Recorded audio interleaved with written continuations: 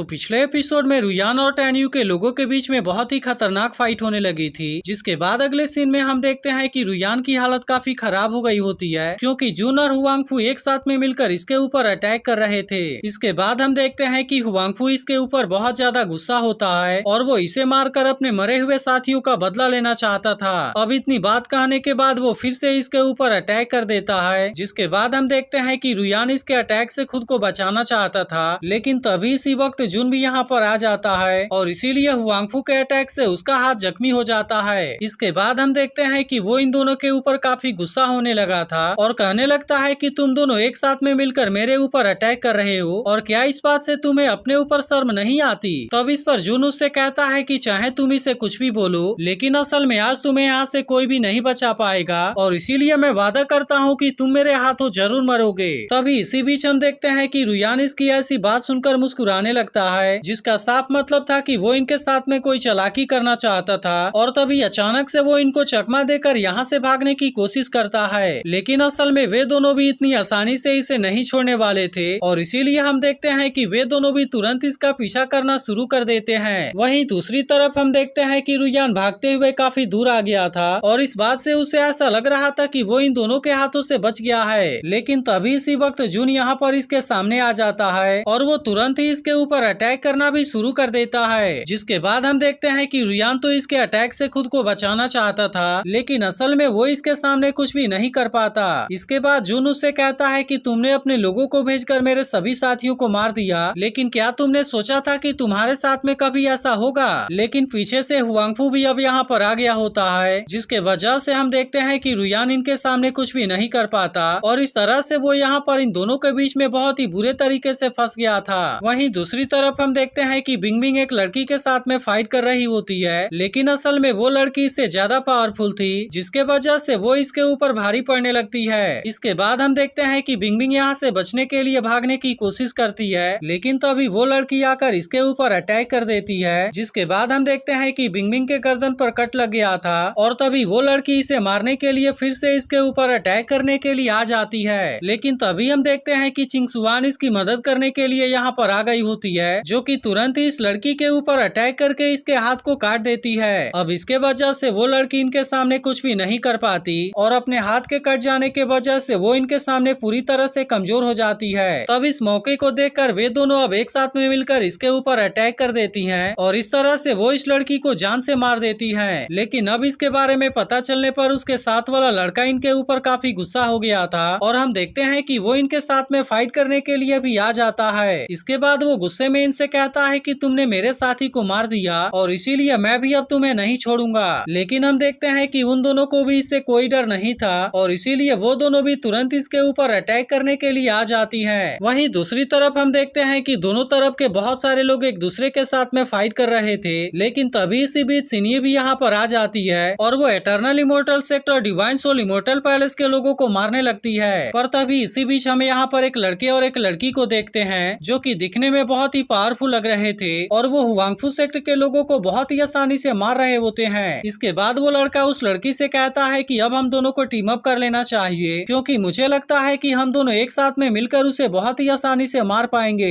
तब इसके बारे में सुनकर वो लड़की भी इसका साथ देने के लिए रेडी हो गई थी और अब इस तरह से वे दोनों एक साथ मिलकर सिनी के ऊपर अटैक करने के लिए चले जाते हैं। लेकिन असल में सिनी को इसके बारे में कोई भी अंदाजा नहीं था और हम देखते हैं कि वो एक लड़के के साथ में फाइट करने में बिजी होती है। तभी वो लड़का इसके ऊपर अटैक करने की कोशिश करता है, लेकिन वो ठीक समय पर इसके सामने से गायब होकर खुद को बचा लेती है और इसी के साथ साथ वो इसे भी बहुत ही आसानी से मार देती है। लेकिन असल में इसकी इंजरी अभी पूरी तरह से हील नहीं हुई थी और तभी वो लड़का और लड़की इसके ऊपर अटैक करने के लिए आ जाते हैं। वहीं उधर जून और हुआंगफू ने रुयान को दोनों तरफ से घेर लिया था, लेकिन तभी हम देखते हैं कि हुआंगफू को सिनी के बारे में चिंता होने लगती है। इसीलिए वो जून से कहता है कि सिनी की इंजरी अभी पूरी तरह से हील नहीं हुई है, इसीलिए मैं उसकी मदद करने के लिए यहाँ से जा रहा हूँ और मैं रुयान की जिम्मेदारी तुम्हारे ऊपर छोड़ देता हूँ। तब इसकी ऐसी बात सुनकर जून भी इसके लिए मान गया था और अब इतनी बात कहने के बाद हुआंगफू यहाँ से चला जाता है। अब इस तरह से यहाँ पर रुयान के सामने केवल जून होता है, जिसके बाद हम देखते हैं कि इस बात से रुयान काफी खुश होने लगा था और फिर वो जून से कहने लगता है कि अब तो तुम यहाँ पर अकेले बच गए हो और इसीलिए मैं अब तुम्हें बहुत ही बुरी मौत देने वाला हूँ। लेकिन तभी इसी वक्त बाइली भी भी जून की मदद करने के लिए यहाँ पर आ जाता है और अब इस तरह से वे दोनों एक साथ में मिलकर रुयान के ऊपर अटैक करने के लिए चले जाते हैं। जिसके बाद हम देखते हैं कि रुयान भी अब इस बात से काफी डर गया था क्योंकि अब उसका सामना फिर से 2 लोगों से होने वाला था। वहीं दूसरी तरफ हम देखते हैं कि टैन्यू के फॉर्मेशन में अभी भी बहुत सारे लोग फंसे होते हैं, लेकिन अब टैन्यू अपने फॉर्मेशन को यहाँ से हटा देता है और इनसे कहता है कि आज तुम सभी का आखिरी दिन है। अब इस तरह से हम देखते हैं कि टैन्यू ने इन सभी को मारने का डिसाइड कर लिया था, लेकिन तो अभी यह देखते ही एक लड़की अपने स्वॉर्ड को बाहर निकाल लेती है और फिर वो सभी से कहती है कि हमें एक साथ में मिलकर इसे मार देना चाहिए। जिसके बाद हम देखते हैं कि बाकी लोग भी इसकी बात मानने के लिए रेडी हो गए थे